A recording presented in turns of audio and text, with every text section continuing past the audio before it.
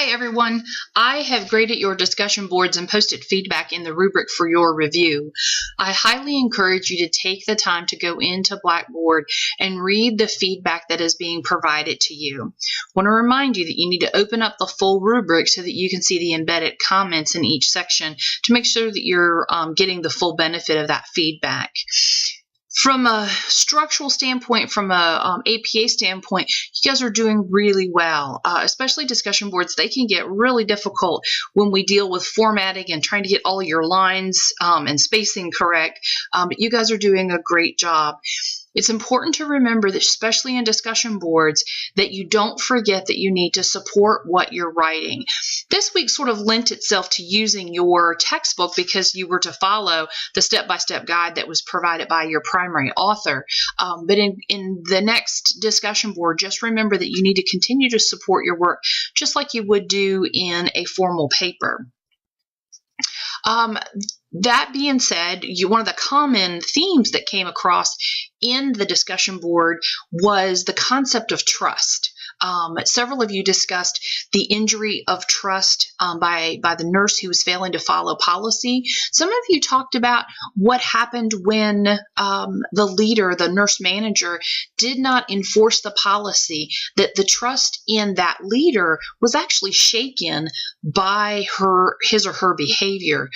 I think that is such a critical point, and I was so glad to see how several of you connected the importance of behaving ethically and reliably in how we as leaders garner trust from our departments and from our teams. So I appreciate the thoughtfulness in applying it to that concept. When you get ready to write your paper for next week, it's on strategic planning. I want to point out a few key ideas that I want to make sure that you address as you work through this assignment. It tends to be a more complicated assignment because I'm actually asking you to go through and review several professional scholarly articles and do a compare and contrast for these articles. So the first step is going to be making sure that the articles you pick about strategic planning are of a scholarly source. One of the ways you can look at that is to go in and read the abstract. Look at the information. Did it involve research or data collection? Was it from a peer-reviewed journal? Has it been written and published within the past 5 years? Sometimes as simple as looking at the page length of the article will tell you how scholarly it is. Something that's 1 to 2 pages is typically an editorial or an opinion about a concept, not necessarily a good scholarly source because it's not likely to be research-based. So once you've picked scholarly sources, you're being asked to compare and contrast those articles. And folks, that's not an article summary. That's not you telling me what your 3 articles are about and moving on. That's telling me how your articles are similar and different.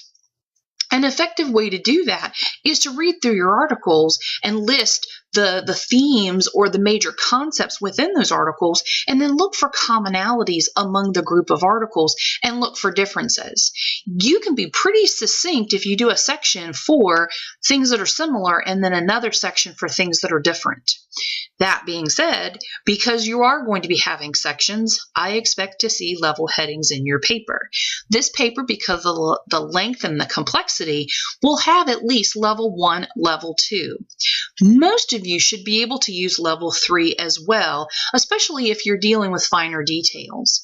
I want you to be thoughtful about this paper. There's a reason it's 125 points, not 100. It's because I know it's harder. So I want to make sure that you're being thoughtful about planning this paper so that you're not doing it Sunday night at 10 o'clock and then you panic because you realize that a little bit more is needed to be successful in this assignment. Okay, folks, that's it.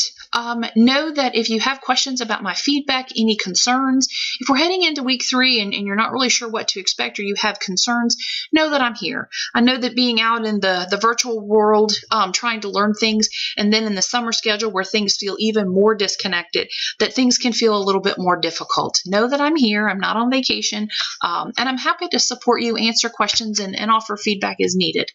I hope you guys have a great week. Stay cool. I'm pretty sure no matter where you are, it is not snowing where you are. It's about 96 degrees here in Roanoke. So as you can see, my puppy Madeline, who's over my right shoulder, has been very reluctant to go outside because she's smart. It's very warm. So I hope you all are in the AC and drinking something cool and taking care of yourselves. I'm here if you need anything. Take care.